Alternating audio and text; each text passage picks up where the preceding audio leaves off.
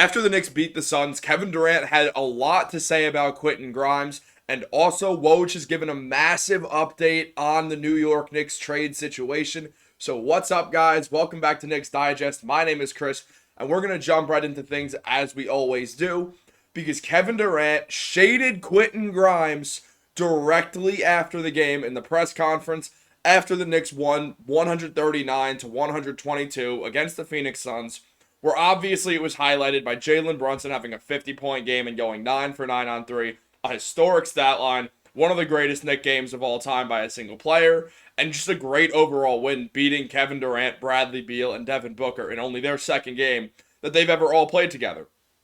Let's go right in and just see what he had to say. Essentially what KD was saying is that shooters get up to Brunson and make him dribble, and then said, like, what's his name? Quentin Grimes? Like, he can't get 6 threes up. He doesn't dribble at all. He doesn't have any free throws on the season. He doesn't have any assists, it feels like. But he's getting threes up.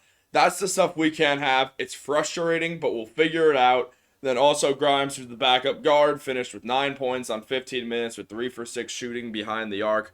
First things first, Kevin Durant hates the Knicks. There's no debating that. We all know that Kevin Durant has massive beef with both the Knicks and the Knicks fans. A lot of it stems back to 2019. But also KD's just been one of the most hated basketball players in NBA history ever since he moved to the Warriors directly after getting eliminated by them when he blew a 3-1 lead because he played terribly in games 5 and 6. Yes, clearly you could tell what side of this I'm on. And essentially, I don't know why Kevin Durant's saying, like, what's his name? Dude, he started for the Knicks the last 2 seasons. You were on the Brooklyn Nets. You were in the same city. His name is on the back of his jersey. You've played him 4 times a year for the last 3 years of your career. How do you not know his name? Are you just not watching film? Do you have no idea what's going on within your own conference back when you were in the Eastern Conference literally 9 months ago? That shows that he's been watching 0 game film because, first of all, yes, he is right about one thing. Grimes really does not dribble that much. He doesn't attack that much because his role is limited, and we'll get into that. But what are you talking about? What's his name? I could have named all 5 starters on Kevin Durant's Brooklyn Nets team, and I don't play basketball. I'm not good at it. However, Kevin Durant is one of the best on the planet. Maybe he should watch some game film and understand who the Knicks' best shooter is if you're going to play the Knicks, and then be like, oh, well, what's his name? Quentin Grimes, that guy?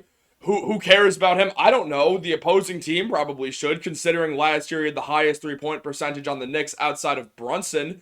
So stop being a dummy and pay attention to what's going on around you in your own NBA, where you are always going to be the guy who has to win games for your team. Use your basketball IQ that you have. If you weren't a smart player, you would not have gotten this far in the NBA. You wouldn't be in year 17 and still be one of the best players, talent for talent, to have ever played in the NBA. You have a brain. You are smart. Stop pretending like you don't know Grimes' name because you're upset that you lost and that he played well. Just be real with yourself. Like, nope, we didn't guard him. He's one of the best shooters on the team, and we just didn't guard him. It's so weird, and look, he's not completely wrong. Grimes doesn't drive a lot. The Knicks have had sort of a weird season. Don't get me wrong, as you can see right there, they're 14-11. It's not a bad season. It's, they have a winning record. That's a lot for the Knicks since we know how these last couple of years have been pre-Randall and Brunson. But yeah, whoever starts a shooting guard, and really just Grimes in general, don't get a lot of touches where you get to drive. They're there to shoot threes. The Knicks shooting guard is there to stand there, shoot threes, and play good defense, whether that's Grimes, whether that's Quickly, whether that's DiVincenzo. Whoever's in the starting unit, that's just what they're going to be asked to do, and that's the end of it, honestly. So KD's not wrong, and the Knicks do have a problem because of that. I just don't understand why he's getting so upset and saying, what's his name, Grimes? You played against him 12 different times within the last 3 years, and his name is on the jersey. You know his name. Stop lying. It's so weird. And then also, just to kind of tie into how KD actually is right here, the life of a Knicks role player is difficult. This comes from an SNY article that was recently written. New York's offense centers around Brunson and Randall, and Barrett to a lesser degree. Role players have to find the right path to orbit around the 2 stars. Make open shots and play defense is the ethos of a supporting player on a Thibodeau-led team. That's because Tibbs runs a freelance offense. There's really no sets. There's no plays. It's basically whoever the best players are get to do whatever they want in ISO, however much they want. And if you don't like it, then you could sit on the bench or whatever. You're not going to get a lot of shots if you're starting on the New York Knicks and you're not Julius Randle, Jalen Brunson, or RJ Barrett. Whoever the starting center is going to be, whether it's Sims, whether it's Isaiah Hartenstein, whether they go out and get someone else while Mitch is injured, whether it's Taj Gibson. No, for real though, when it's Isaiah Hartenstein, who is good for 8 shots a game a lot of the time because he has a lot of skill as a big man, you're not going to get those touches, dude. It's freelance, ISO heavy offense, and that's just what there is to it. And unfortunately, I don't think that's the best way for the Knicks to succeed, but it is what it is. I can't change that. Only Tibbs can. Hopefully they have some more sets at some point, so it's not obvious what the shooting guards on the Knicks are going to do. Because KD pointed it out. You're going to stand there, you're going to shoot, and in playoffs, they're going to know that. They're going to deny that person the ball, or at least play very tightly off the ball on him, and then that's going to cause problems. However, let's move on to another topic, which is Adrian Woj. I'm not even going to try. Basically said the New York Knicks have been preparing themselves with drafts, assets, and development of young players to make the kind of big trade necessary to move into the elite of the Eastern Conference. I don't think they feel they need to make a trade at the deadline, but I do think they're anxious to find that deal by the offseason. There's a ceiling on this current roster, although it's no small accomplishment given the last few decades in New York to have constructed a consistent playoff team. But yes, they need to make the next step, and they've positioned themselves well to get another star or stars if they become available for trade. Dario and I have talked about this endlessly. This Knicks team has a ceiling. They're not good enough to win the NBA Finals. We all know that. They're way too good to be anything other than a first or second round playoff team. The conference finals, I mean, if you get good matchups and Brunson and Randall and RJ and the whole team basically gets hot and the defense locks in and actually defends three-pointers, then yeah, they could go to the Eastern Conference Finals. But let's be real, we all know that they're not a team that's going to win the NBA Finals with this roster. And Woj pointed it out right there. He said this on Instagram Threads, which is essentially just Twitter for Instagram. And he is right. And the Knicks have a ton of assets. They have 8 tradable first-round picks, some protected, some owned by themselves, which are, they can dictate the protection on that. And then they have just, I think, 13 second-round picks that you can use. Some of those have protections or swaps.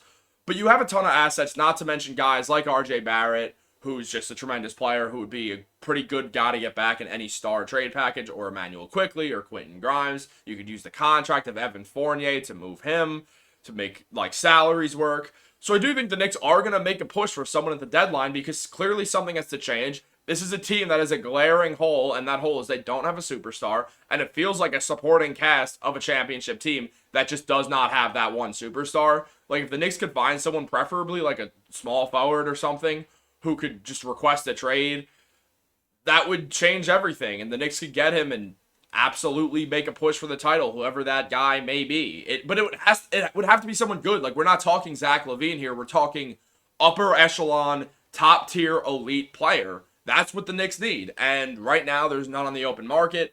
And I think they're just going to keep waiting patiently until they can find someone who is going to be on the open market. When you look at it realistically, around once a year, an NBA star will request a trade that will alter the league and also change the just value of the trade market. For instance, the trade market had major inflation after the Rudy Gobert trade because the Jazz were able to get 5 picks for him. And now look, the Timberwolves have clearly made a decent move, and the team is very good. They have the best record in the NBA. Right there you can see, 19-5. But, the market is now different. Donovan Mitchell's been traded. There have been other trades throughout the last year. And essentially, yeah, we're at a different point, and the market has basically been reset. So whatever next big trade happens is going to dictate the trade market, and it's important to see if the Knicks are going to be the team that's dictating the market or reacting to the trade market, depending on who gets traded. You have to assume that Zach LaVine and DeMar DeRozan are going to get traded off the Chicago Bulls, especially because they're now playing better without them. So I think we'll see those two go, and obviously, again, the Knicks are going to need someone better. But once we do see LaVine get traded, especially LaVine more than anyone, but DeRozan included, but DeRozan's a little older, we're going to see exactly what the Knicks would have to give, because they'd have to give more because they'd be going for a player who's better. They'd be going for a top-tier star, a guy who you look at and think, okay, can he win us a championship? Very likely so. And essentially, that's all the Knicks are missing right now. They're really very close to being a contender, but they're missing the hardest piece to land, which is a superstar. Hopefully they get a deal done. Leon Rose moves in silence. I could very likely see this being a situation where out of left field, we just hear like the Knicks are very interested in name to be dictated later, and then you hear like a day later that the Knicks just got him. Someone random who I could see it being if they want to blow it up is Brandon Ingram. If the Pelicans are like, nope, this is not working, let's blow it up. I don't see why they would do that. I don't think they should. But potentially just a name that's been floated around a little bit. I've obviously talked about Zion extensively, but the way Randall's playing, I'm so turned off by the idea of that now because Randall's just being way too good. But who knows? We'll see. And hopefully it all works out in the New York Knicks world because we need a championship. It's now been 50 years. That is very, very long. That's half of a, century. And that's just way too much. So guys, thank you so much for watching this video. Leave a comment below who the Knicks should go for. Leave a comment below what you think about Durant's comments. Do you agree with me? Was he right that the Knicks shooting guard just has no role outside of stand there, shoot threes, and play defense? Like this video, subscribe to the channel, and have a great day, guys. And remember, go Knicks.